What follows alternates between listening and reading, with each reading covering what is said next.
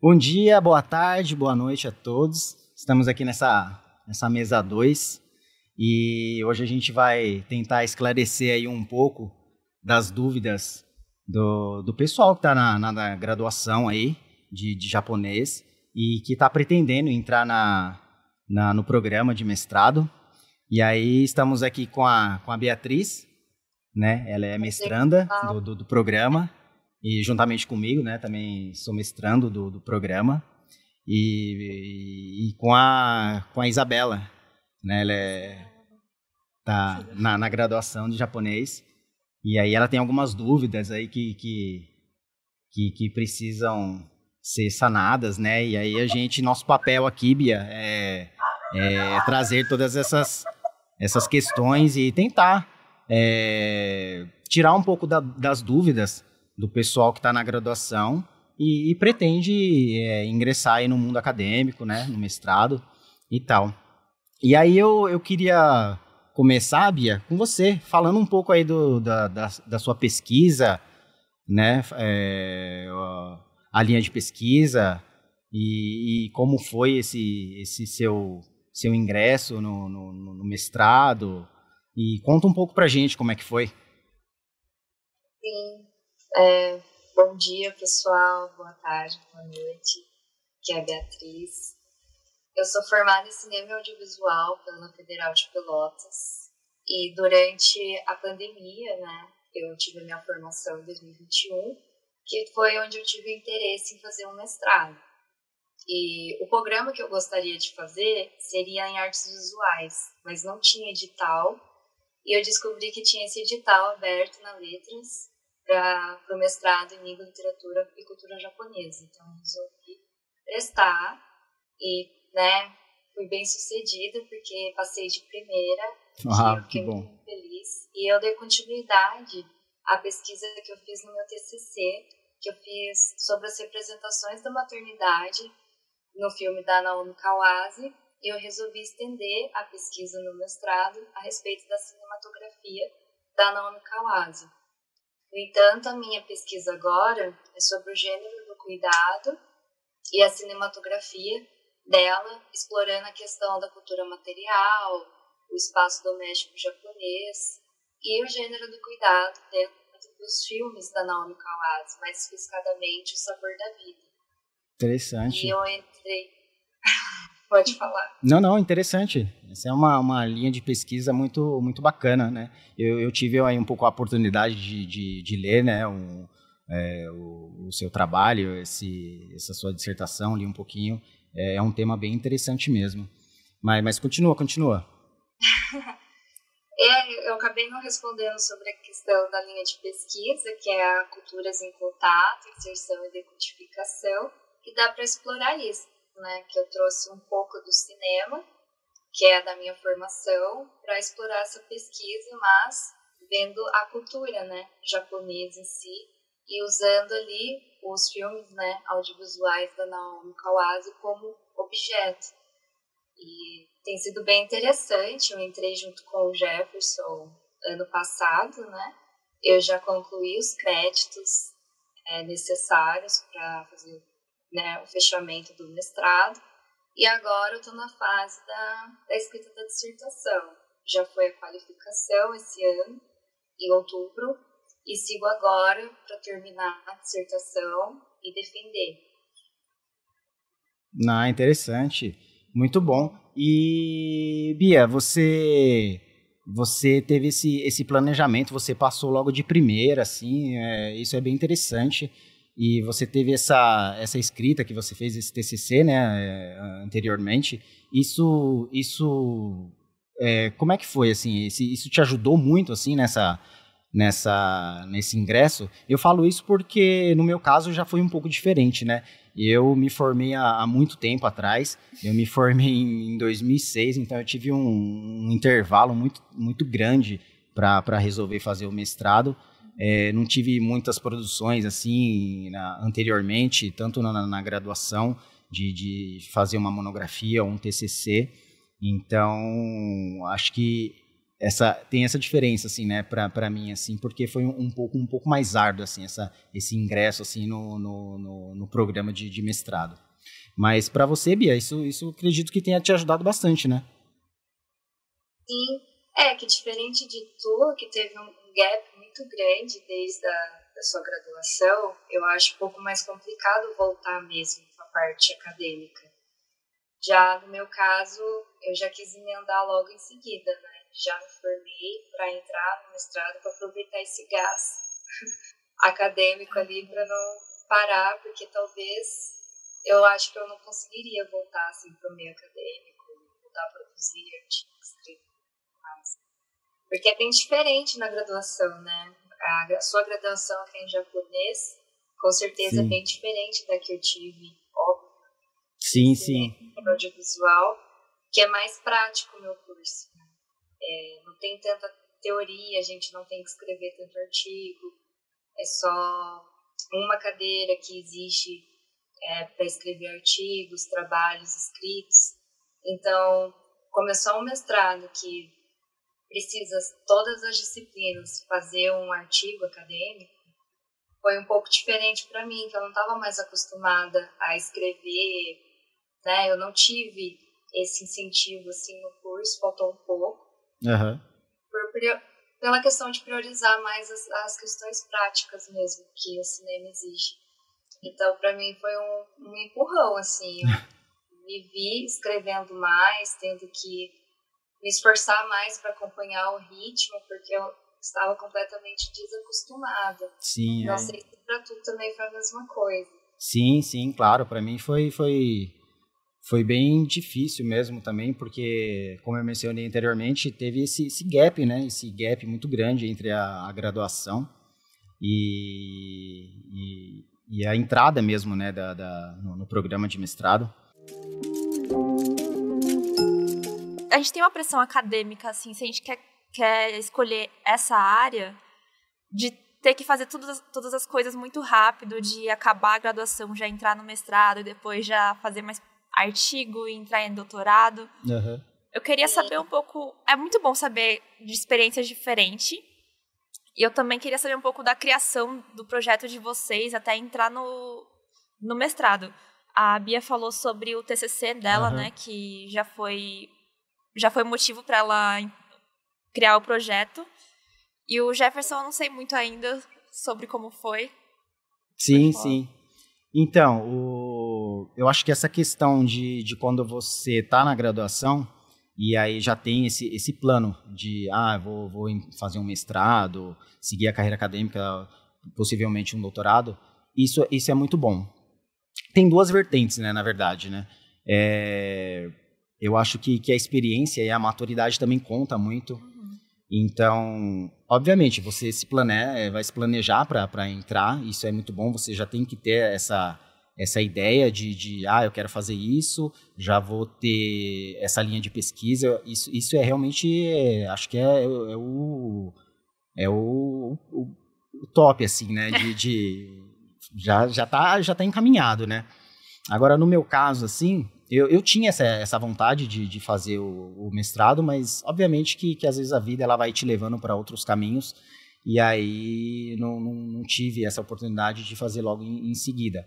Mas aquilo que eu estava comentando, no meu caso, assim, eu acho que foi válido até ter esse gap, mais por maturidade mesmo, assim, hoje um pouco mais velho, eu acredito que a minha forma de pensar, e também pelas minhas experiências, eu já tive em outros países, inclusive no Japão, então o seu modo de pensar assim, muda bastante assim, com o tempo, né?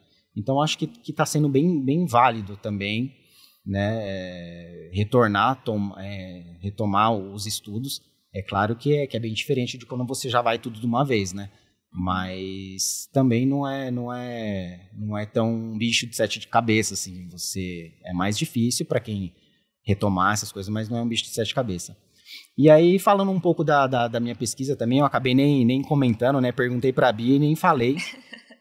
A gente é amigo de colegas, né, Bia?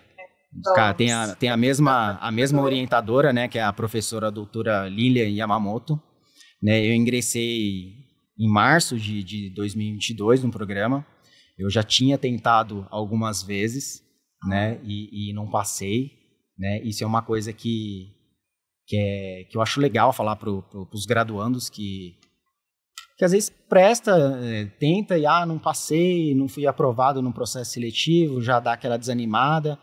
Mas eu acho que a dica que eu tenho é ser persistente, porque provavelmente às vezes vai dar certo, né? Você vai prestar, pode ser que passe, mas também pode ser que não passe. Mas isso não é uma questão que você vai desistir, possa desistir, né? Deixar pra lá. Posso fazer um adendo? Sim, claro. Eu só ia repuxar o que tu comentou sobre a questão da idade, às vezes, assim, dar um tempo para seguir na área acadêmica. Eu acho, assim, muito bom entrar com mais maturidade, ter mais cabeça, que hoje eu tenho 30 anos. E para algumas pessoas, às vezes, é uma idade já perdida, assim, para continuar na área acadêmica. Eu acho isso bobagem, porque eu acho que eu tenho mais cabeça, consciência do que eu estou fazendo hoje do que quanto, né? Sim. Tinha lá meus 20 e poucos anos. Eu acho que isso faz diferença também. No mestrado, no doutorado também. Sim, isso é verdade, Bia, porque essa questão da idade mesmo influencia, porque às vezes outras pessoas te olham de modo diferente e falam, nossa, por que tanto tempo? Vai voltar a estudar agora pra quê? Né? Tem essa pressão. Tem essa pressão, assim, de, por que você tá fazendo isso? Né? E também como conciliar, né, a vida com a pesquisa, porque é uma coisa que você tem que se deter muito. Sim, Dá muito tempo da sua vida para pesquisa, para escrever. Sim, com certeza. Porque às vezes quando você tá um pouco mais novo, não tem... Assim, eu lembro quando eu tinha meus 20 e poucos anos, assim, eu tava na graduação. É lógico que eu já trabalhava, mas eu não tinha tanto, assim, dever, assim, eu preciso trabalhar, sustentar uma família. Hoje eu já tenho uma família, eu tenho uma filha adolescente, então é um pouco diferente, né? E na época que eu estava na graduação aqui, eu fazia bicos também, né? Eu trabalhava para ter um dinheirinho, mas eu consegui, assim, fazer todas as disciplinas aqui, os créditos... optativos, né? Eu tinha tempo para vir de manhã fazer crédito optativo aqui na época da graduação. Então, assim, quando você é mais novo, às vezes tem esse tempo, né? Mas aí você vai ficando mais velho, vai tendo sua vida, vai tendo outras prioridades. Não que o programa de mestrado não seja uma prioridade, é uma prioridade que eu tenho hoje também, mas... eu acredito que quando você tá mais novo, assim, é aquilo que eu falei, às vezes é muito modo de pensar, assim, né? Acho que quando você tá mais velho, a maturidade ajuda muito, assim, né, nessas questões. E aí, falando um pouco também da minha pesquisa, né, Bia, até perguntei a sua e tô aqui falando e nem falei da minha, né? Complexa, a minha pesquisa é super complexa mesmo, né? Eu na verdade, eu vou abordar aí aspectos que é realmente, como a gente falou, complexo, aspectos sobre o suicídio, né, na literatura japonesa. E aí eu dei um foco especial em um escritor, em um autor, que se chama Osamu Dazai. Ele escreveu um livro, eu trouxe até o livro aqui, esse foi o último livro que ele escreveu, é O Declínio de um Homem. Né? Ele escreveu esse livro em 1948, foi o último livro dele. Ele escreveu esse livro e logo depois ele se matou. Então eu vou trazer essa questão do suicídio, né, na literatura, focado nele, e vou trazer a abordagem assim literária do contexto histórico, as questões da vida dele, questões sociais, como estava o mundo literário na época, né? Ele nasceu ali em 1909 e morreu em 48, então ele teve um período muito curto de vida. E aí nesse período no Japão também teve muitas transformações e tal. Então eu vou tentar trazer essas questões, e agora a partir do ano que vem, né, vou ter um desafio maior, que é o quê? Todas essas questões, né, eu vou tentar teorizar e analisar em uma adaptação também de tudo isso num mangá. Mangá japonês que se chama Bungo Stray Dogs. Né? Ele aparece nesse mangá, né, o Osamu Dazai. E aí o meu desafio agora, o ano que vem, a gente já fez a qualificação, né, eu e a Bia. Então já chegamos aí na metade, temos mais metade do programa para concluir. E aí a partir do ano que vem eu tenho esse desafio para tentar teorizar isso e trazer essa questão literária, né, do mangá, porque o mangá ele não é muito abordado, né, assim, no mundo acadêmico. Principalmente o que eu ando pesquisando, assim, aqui no Brasil ele é pouco, né, às vezes não é tão reconhecido como uma obra literária. E é muito interessante esse mangá em questão, que ele traz muitos escritores, né, do Japão. Ah, você já chegou a ver esse mangá? Sim. Ah, que legal. Tem muitos escritores, a maioria dos escritores que cometeram suicídio também tá lá. É uma questão muito emblemática na literatura, na cultura japonesa, sim, acaba assim, sim. transparecendo muito na literatura. A questão do suicídio em si, né, a gente, pro Ocidente aqui, às vezes é meio considerado como tabu, né? E meio que no Oriente, não. No Oriente, às vezes, eles não vê como o tabu, assim, a questão de você falar sobre suicídio. Mas eu acho bem importante, né? Porque também acho que no mundo inteiro tá crescendo os índices de suicídio. A gente tá vendo aí, né, no mundo, né? Muita guerra, passamos por uma pandemia. Então, eu acho uma questão bem, bem interessante de abordar. E eu tô gostando bastante. É bem difícil, assim. Bem, bem complexo, mas tô achando bem bacana, assim. Mas e aí, Isa, que mais, assim? Você tá na graduação, né? Sim. E... Tô terminando quase. Tô nas últimas disciplinas da habilitação no japonês. E uma questão, assim, que me aflige um pouco é a proficiência do japonês, né, para entrar no programa. Você teve essa proficiência? Você lida mais com a tradução? Como que é isso para você? Então, e aí, Bia, vou passar essa bola para você, porque até eu tô curioso também para saber, porque você é de outra universidade, né? E como você não... A minha proficiência foi em inglês. Eu fiz em inglês. E, né, até então eu ainda não aprendi japonês, assim, né, de forma eficiente. Então, a maioria dos materiais que eu uso em bibliografia é inglês, francês, espanhol. Japonês eu ainda estou devendo e pretendo usar, né, até o final da tese alguma bibliografia em japonês. Inclusive, a gente podia puxar aquele gancho, né, sobre as novas diretrizes a respeito da bibliografia. Sim, tem isso mesmo. Né, vou comentar sobre isso daqui a pouco. Mas, Bia, quando você fez o processo seletivo, você entregou algum certificado que você já tinha proficiência em inglês ou você fez aqui mesmo no próprio programa? Aqui do programa mesmo, né? Isso. Ah, tá. E você achou difícil essa prova? Como é que foi para você? Então, eu pesquisei, né, como era o edital do mestrado, e aí eu vi que tinha as etapas, né? Sendo a primeira a prova de proficiência, sendo japonês ou inglês. Depois tinha a entrevista, né, e a arguição do projeto de pesquisa. Sim. E aí, o que eu fiz? Eu busquei provas anteriores, já né, de proficiência, estudei essas provas, vi como era o conteúdo delas, que tipo de texto eles colocavam, quais eram os tipos de pergunta, porque tudo é em inglês, né? Sim, texto, as perguntas, e aí depende do tema, assim, da prova. E você achou difícil essa? Duas. São duas? Não, porque eu realmente estudei bastante, me preparei. E, tipo, foram 2 textos, assim. Sim. Se eu não me engano, um foi sobre questão de linguagem. E o outro foi uma coisa mais técnica, assim, sobre coisas biológicas, assim. Aí tu tinha que responder as perguntas de acordo com o que eles apontavam ou não no texto, né? Entendi. Questão de interpretação. Então, pra mim, foi bem tranquilo.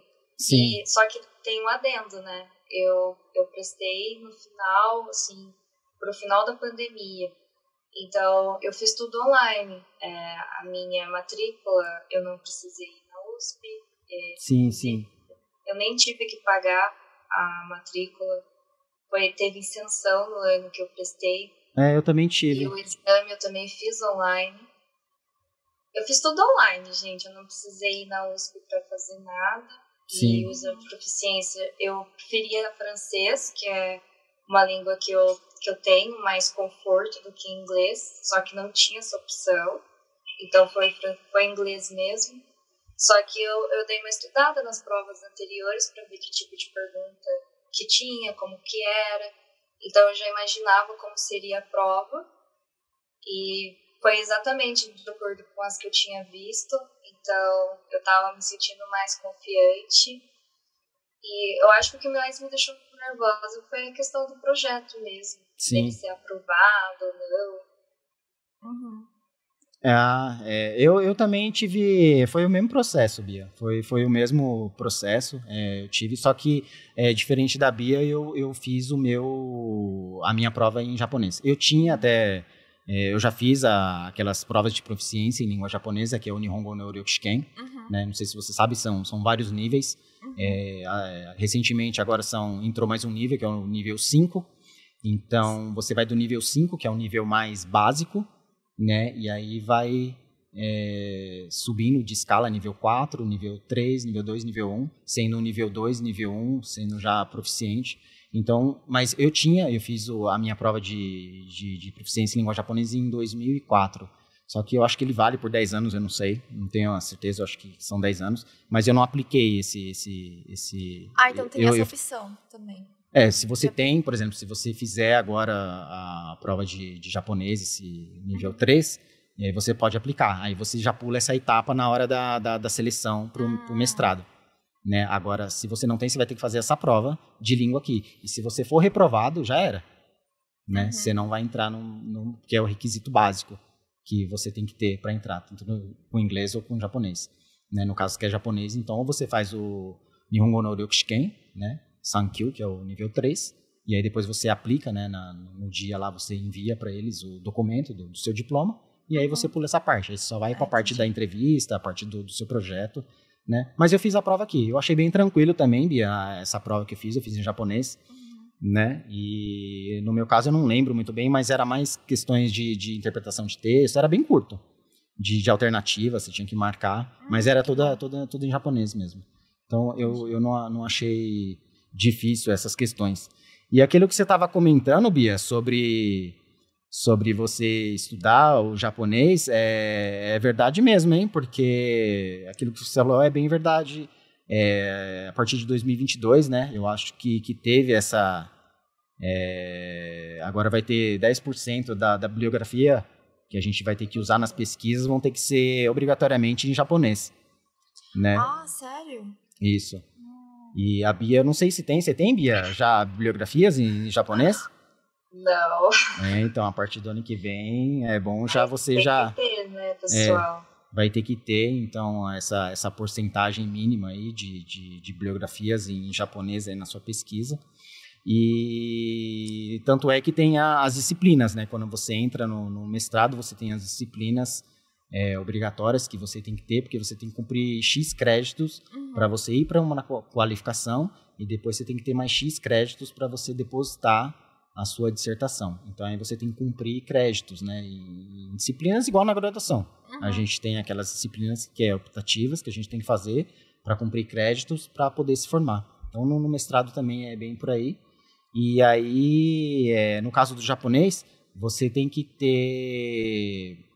Você tem essas disciplinas agora que são obrigatórias do programa em literatura e linguística, né, japonesas, e essas disciplinas elas são divididas por níveis. Né? Então, vai ter disciplinas que é tanto para o nível 3 de japonês e outras disciplinas que é focada mais para quem tem um nível um pouco a mais de japonês, que é nível 2 e nível 1. Né? Então, quem fez proficiência em inglês e que não está no japonês mesmo... Vai ter uma preparação, assim, para ter essa bibliografia? Aí vai o próprio... a própria pessoa vai ter que correr um pouco atrás, igual no caso da Bia, né? Ela vai ter que correr um pouquinho atrás. E provavelmente a orientadora, né? Que eu falei, agora a gente vai para o segundo passo, a gente já fez a qualificação, tá indo por esse segundo passo da escrita aí, da dissertação. Então, provavelmente a nossa orientadora vai pegar no pé sobre isso. Mas no caso da Bia, né, Bia? Porque no meu caso, assim, ela já fez isso logo no começo, Bia. Como ela sabia que eu falava japonês, e no meu caso também não tem tanto material aqui no Brasil em português, né? Então ela falou, ela mesma falou pra mim, ela falou, como você fala japonês, vai ter que ler tudo em japonês. Uhum. E na verdade, assim, é legal você ter... É muito interessante, porque você tá pegando ali na fonte, você não tá pegando alguma coisa que foi traduzida, que eu acho que perde bastante também, né? Uhum. Então, se você já sabe a língua fonte, é muito interessante. Mas isso leva tempo, viu? Você lê numa língua que não é a sua, você entender o pensamento daquele autor, ou até mesmo um artigo, às vezes que é curto, você entender aquilo e aplicar na sua escrita para uma coisa mais ocidental, uma coisa que da gente, brasileiro, leva um pouco mais de tempo. Eu acho que levou mais tempo do que para a Bia, assim, Essa é uma dificuldade para mim, porque eu entrei na habilitação sem saber japonês. E foi logo quando começou a pandemia, foi em 2020. Sim. Então eu fiquei um pouco com um trauma de aprender o japonês durante essa época, que foi bem difícil para mim. Eu acho que na graduação não tem tanta necessidade. Eu não sei como é que tá agora. Acho que depois você pode até falar isso pra gente, como é que tá. Porque, como eu falei, a minha graduação em japonês foi muito tempo atrás, né? Uhum. Eu entrei em 2002, acho que na USP. E aí me formei em 2006, 2007. Né? Então, na minha época não tinha. Não precisava você saber japonês. Tanto é que, na época, tinha até uns alunos que falavam assim, a gente tá na graduação em japonês, mas nem sabe falar. E aí alguns professores falaram, a gente não precisa, não ensina. Se você quer aprender japonês, você vai procurar por fora. Aqui a gente forma pesquisadores. Né? Uhum. Então, é lógico, depois, né, você já tá no último semestre. Na língua 6. Sim, então, no final. Quando eu tava já no final para me formar, eu tive algumas disciplinas com a professora Junko, e aí ela ministrava em japonês. Mas, assim, já sabia que os alunos tinham um nível, já estava já quase se formando, e os alunos que tinham também já sabiam japonês. E eram poucos também, né? Eu não sei quantos alunos tem agora, mas quando eu comecei era lotado a graduação e vai diminuindo, né? Não sei se o pessoal vai desistindo. Até que tem um número bom, assim, de pessoas, e acho que vai ter meio que um preparatório, assim, para escrever em japonês, que a prova final da língua 6 é uma redação sobre alguma coisa em texto argumentativo, tudo em japonês. Então, a gente vai ser meio que um preparatório, assim, para já começar a escrever em japonês. Então, no caso dos graduandos, essa questão de língua, obviamente, se a pessoa sabe, acho que quanto mais língua, melhor, né? Porque mesmo em inglês, Bia, às vezes tem coisas que a gente vai ler não tem em português, você tem que ler em inglês. Não vai ter como, não vai ter escapatória, né, Bia? Não tem muito pra onde correr. Não tem pra onde correr. Qualquer pesquisa que você vai fazer, a maioria, as pesquisas boas, não que nós não temos pesquisas boas aqui, né? Mas dependendo do seu tema, vai ser em outra língua. Então, não vai ter como. E na questão do japonês, né? Se você está estudando japonês, é bom, né? Você saber a língua, porque é aquilo que eu te falei. Vai te ajudar muito, assim, você ler na fonte do que você ler uma tradução. Uhum.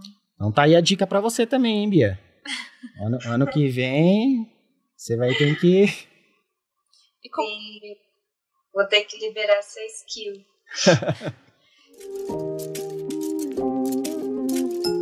E como foram as suas maiores dificuldades, assim, durante essa metade do caminho, né, no mestrado? Vocês falaram que quando ingressaram, estava ainda na pandemia.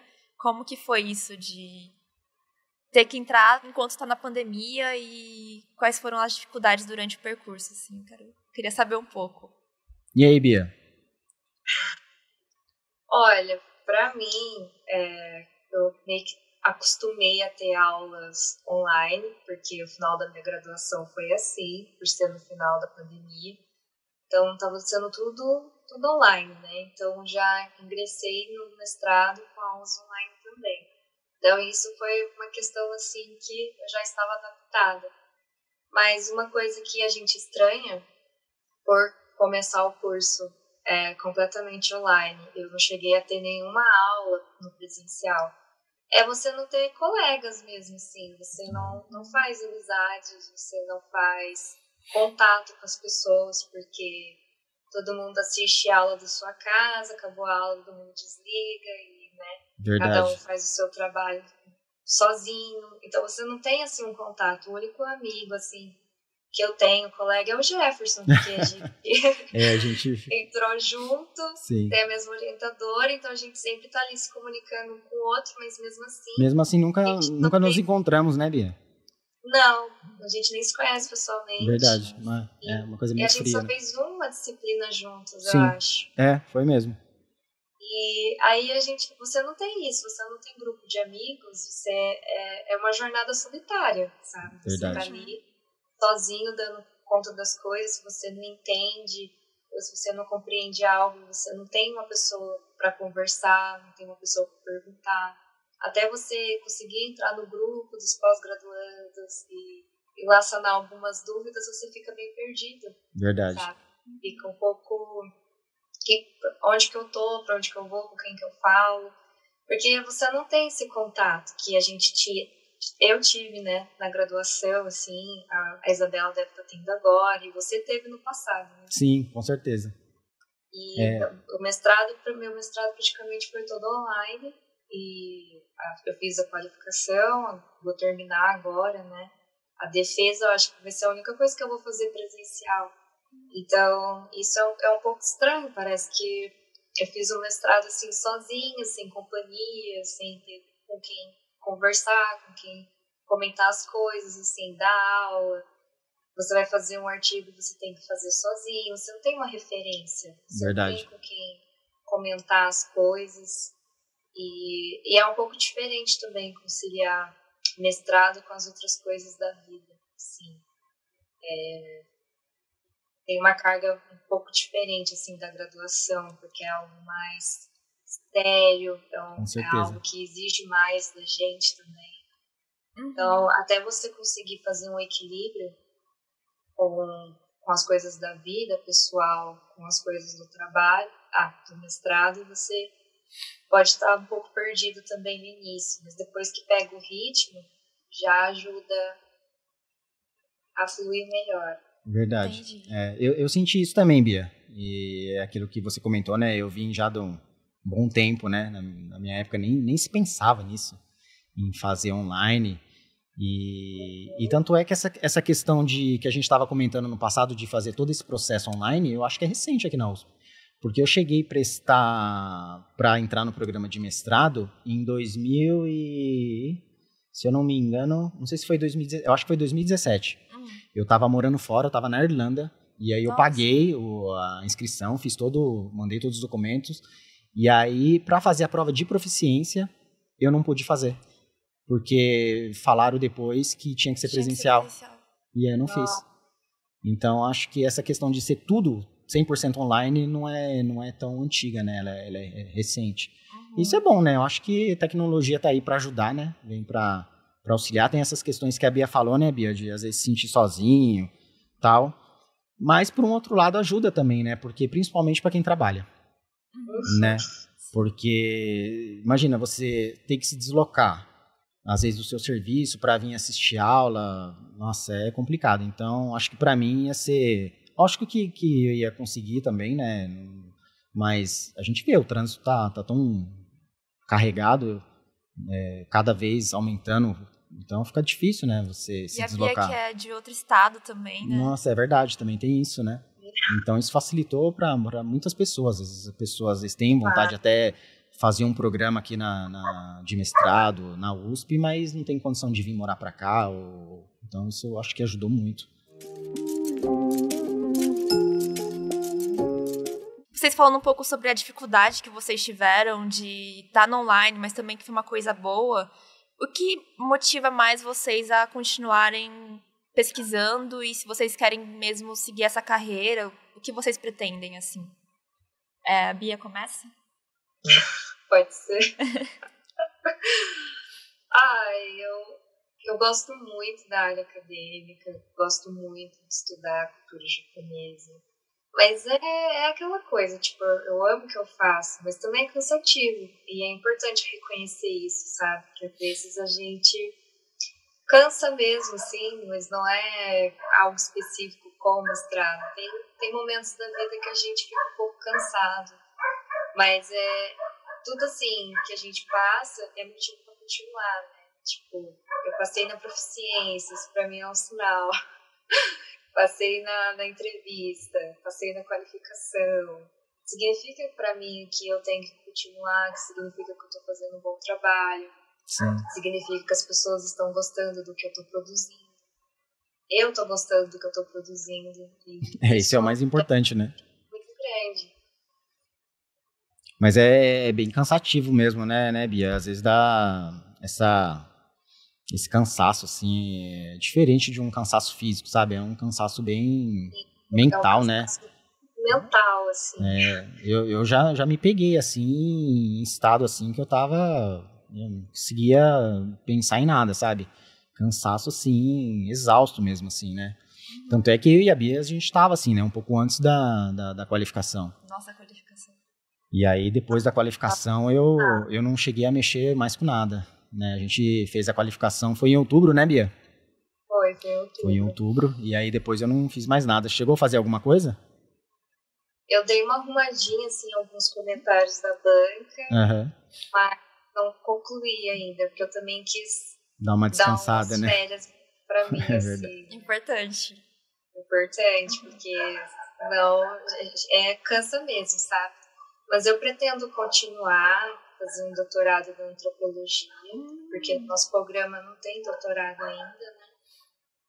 E ia continuar também, dar seguimento à pesquisa que eu estou fazendo agora, só que um foco mais voltado para a cultura material e espaço doméstico japonês. Sim. Pela perspectiva da antropologia. Ah, legal. Eu acho que motivação mesmo você tem que ter, viu? Senão não vai, não. Tem que ter motivação. E é aquilo que eu falei, né? Você ainda tá seguindo, né? Você já tá terminando a graduação, já tá pensando em entrar. Eu, no meu caso, assim, como comentei anteriormente, já teve esse gap muito alto, muito grande, né? Então... Mas eu gosto também, né? Assim como a Bia, eu sempre gostei. Na verdade, os meus planos na época, quando eu fiz a graduação, era seguir essa carreira, mas, como eu falei, mudou um pouco os planos.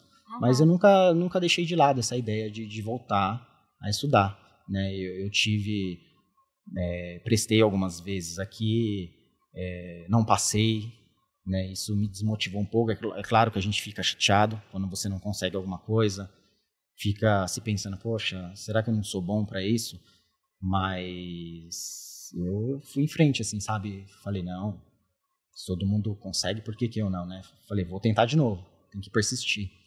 E acho que também só pelo programa de língua, literatura e cultura japonesa ser meio a referência assim na América Latina já é uma baita de uma motivação de continuar seguindo, assim, não desistir de trazer essa pesquisa para o público. É importante. Sim.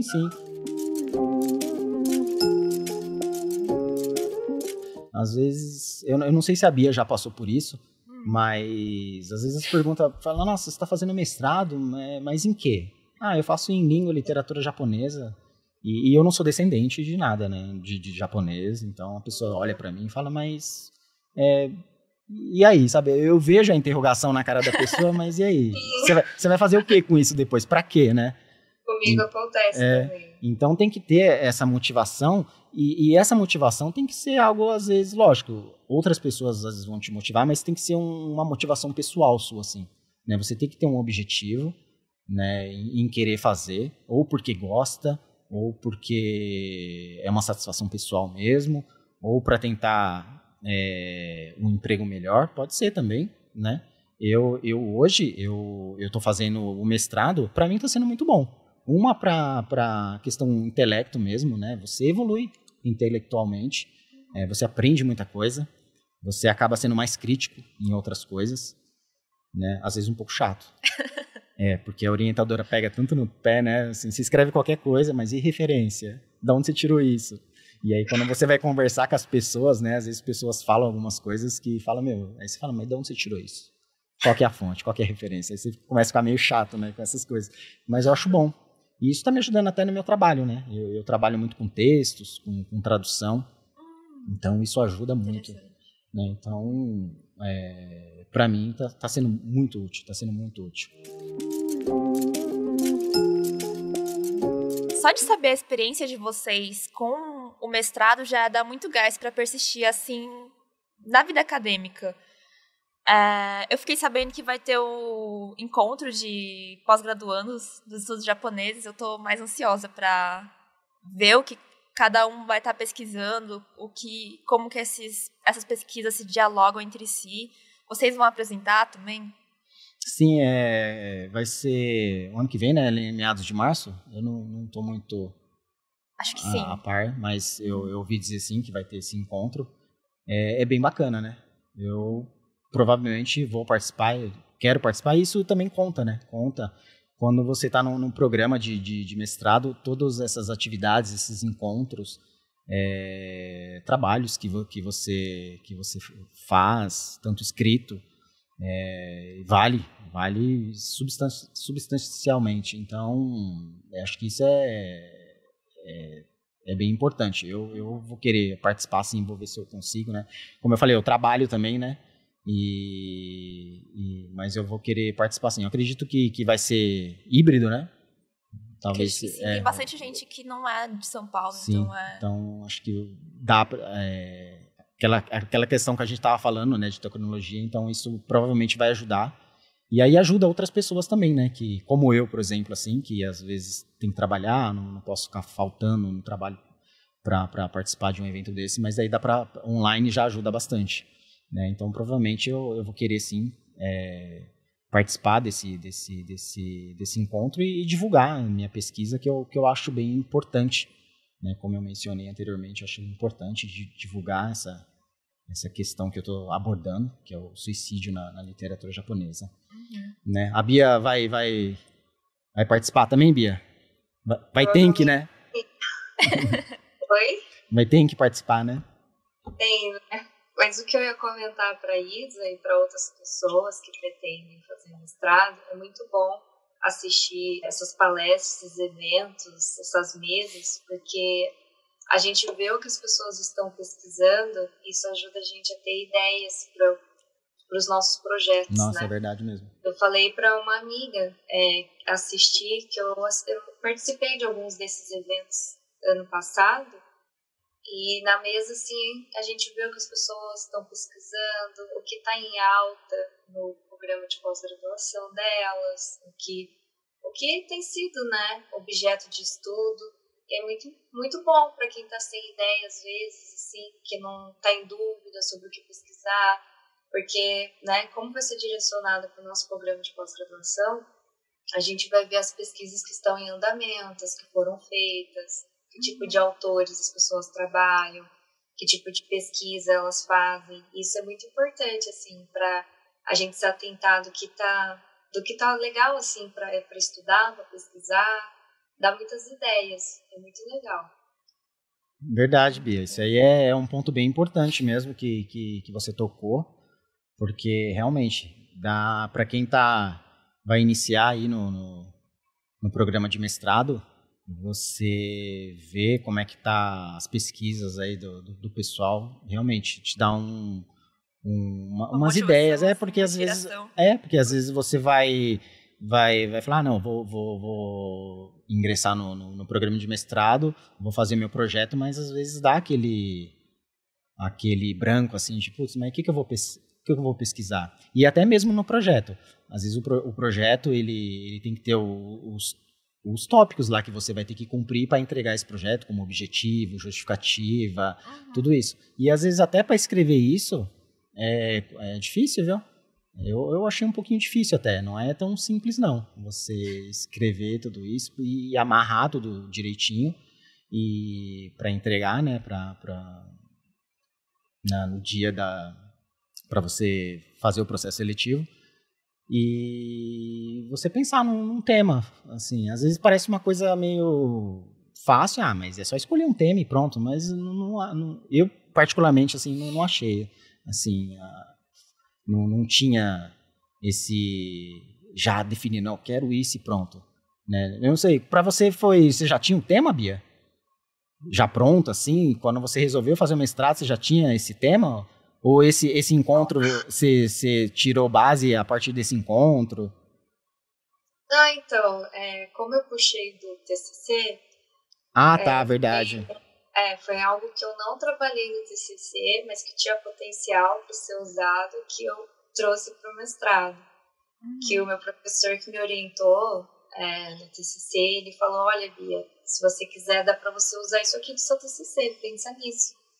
E aí eu falei, verdade. E resolvi explorar essa parte.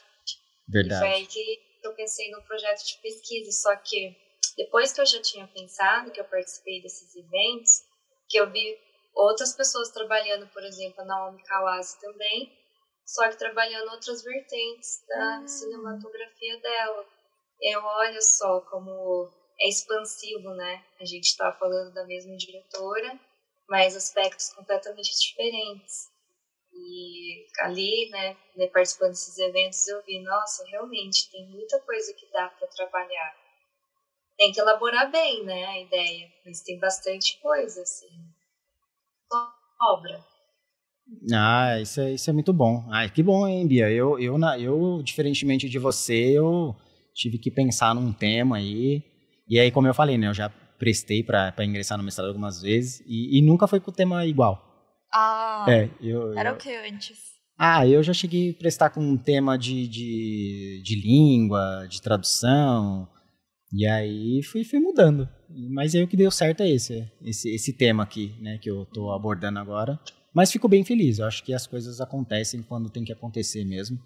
E esse tema é bem importante, né? Tive feedback, tanto na qualificação dos professores da banca, que falaram que é um tema muito bom, e acho importante, né? Dividir isso nesse encontro que vai ter o ano que vem, né? E quem sabe, né? Às vezes posso ser a inspiração de outras pessoas que estão vindo, como você, que está aí na busca, né, na correria também, né, para entrar no programa. É isso aí. Muito obrigada.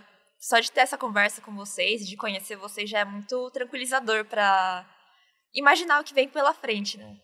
A gente não sabe que não é fácil, mas que tem que persistir. Assim. Sim, tem que persistir e acho que o pessoal aí da graduação tem que seguir mesmo, né? Seguir essa linha. Se tiver oportunidade, não deixar. Fez a graduação, se formou e deixar para lá. Principalmente aqui no Brasil, né? A gente tem muitos descendentes, né? A relação entre o Brasil e o Japão é muito forte. Então, expandir mais, né? Expandir mais o curso também, né? De japonês. Porque é aquilo que eu falei, às vezes você faz a graduação de japonês mestrado e as pessoas lá fora vê e falam, mas para quê? Né? Vai fazer o que com isso? Né? E não é só isso. Né? Eu até entendo, às vezes, esse olhar de outras pessoas, porque às vezes não sabe mesmo, né? Não sabe o porquê que está fazendo letras, ainda mais japonês, né? Ou pensa, você está fazendo letras, você vai ser professor, só isso? Mas não é só isso, né? Tem uma gama aí, uma gama de oportunidades e que essas oportunidades quem vai achar é você mesmo. Né? Aí é o que eu falei, você vai ter que focar num objetivo seu e seguir em frente, né? Cada um vai ter o seu objetivo e linkar com o que está fazendo, né? E o comum é isso, né? O curso de língua japonesa, o mestrado, tudo, e aí focar nisso e seguir em frente, né? Não pode desistir, né? Pode desistir. Né, Bia? Sim, com certeza. Não desiste, Isa. Não vou desistir. É isso aí, então, Bia. Obrigado a todos aí por vir. E essas questões da Isa também foi muito importante. E é isso aí. Eu que agradeço. Valeu. Obrigada.